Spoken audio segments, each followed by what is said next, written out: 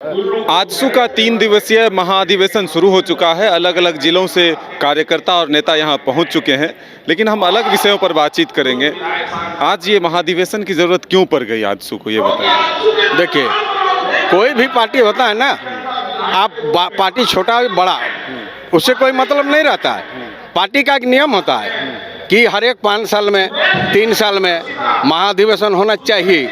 ये चुनाव आयोग का भी निर्देश है और उसी के तहत ये जो आज आजसू पार्टी का महाधिवेशन हो रहा है, उसी निर्देश के अनुसार हो रहा है। ये 5 साल में होना था, कोरोना काल के चलते इसका समय थोड़ा पीछे हो गया, इसलिए थोड़ा पीछे टल गया, लेकिन ये और 1 साल आगे होना था।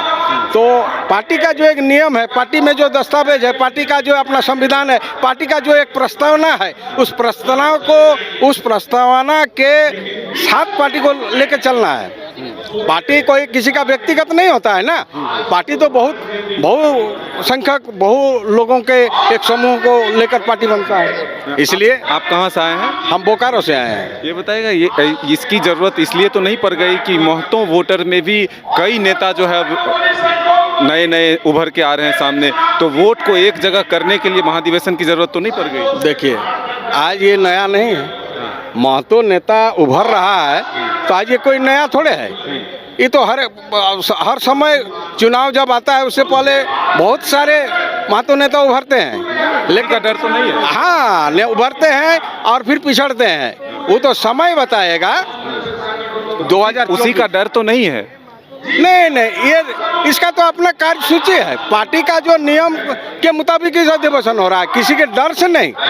पार्टी अगर कोई बनाता है, महाधिवेशन का जो नियम है उस नियम के तहत ये हो रहा है। अच्छा बताइएगा, ये जो अभी जो आंदोलन चल रहा है, अब कुर्मी भर से जो है आदिवासी जो हो रहा है, वो कह रहे हैं कि हमारा हक छीनने के लिए इस तरह का ये लोग मांग कर रहे हैं, क्या कहें? देखिए, उनका नासमझदारी है।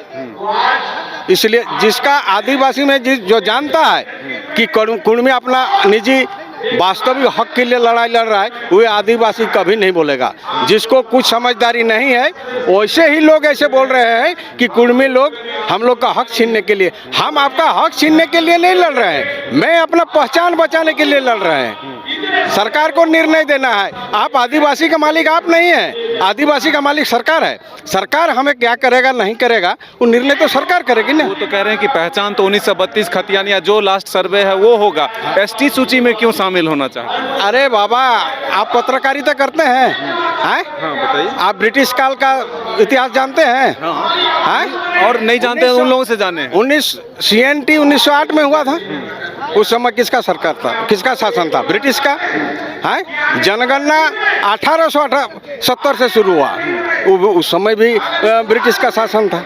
1865 में इंडियन सेक्शन एक्ट बना, उस समय भी ब्रिटिश का सरकार था। तो जब ब्रिटिश शासन में 1865 में इंडियन सेक्शन एक्ट बना, उस समय इंडियन सेक्शन एक्ट में 13 जातियों को उस एक्ट से बाहर रखा गया था, जिसमें कुर्मी भी था।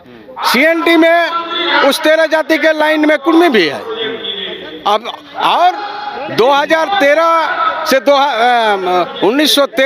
1931 तक का जो ब्रिटिश जनगणना है, सब जनगणना में उसने एबोरिजिनल ट्राइब्स करके कुर्मियों को संबोधित किया। एबोरिजिनल ट्राइब के लाइन में, उस 13 जातियों के लाइन में, आदिम जनजाति के लाइन में रखा गया है। जब देश आज़ाद हुआ 47 में और 50 में जब हमारे देश का संविधान बना, हमारे देश का संविधान जब 50 में लागू होता है, उस समय उस आदिम जनजाति के 13 जाति में 12 को एसटी का दर्जा दिया।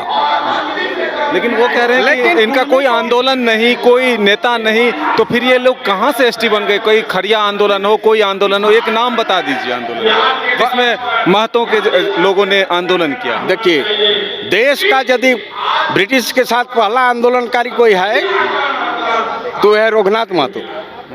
लेकिन आपको एक बात हम बोल देते हैं, आप मीडिया वाले हैं, आप सरकार तक ये बात पहुंचाइएगा, कुर्मी का इतिहास को कोई लिखना नहीं चाहता है।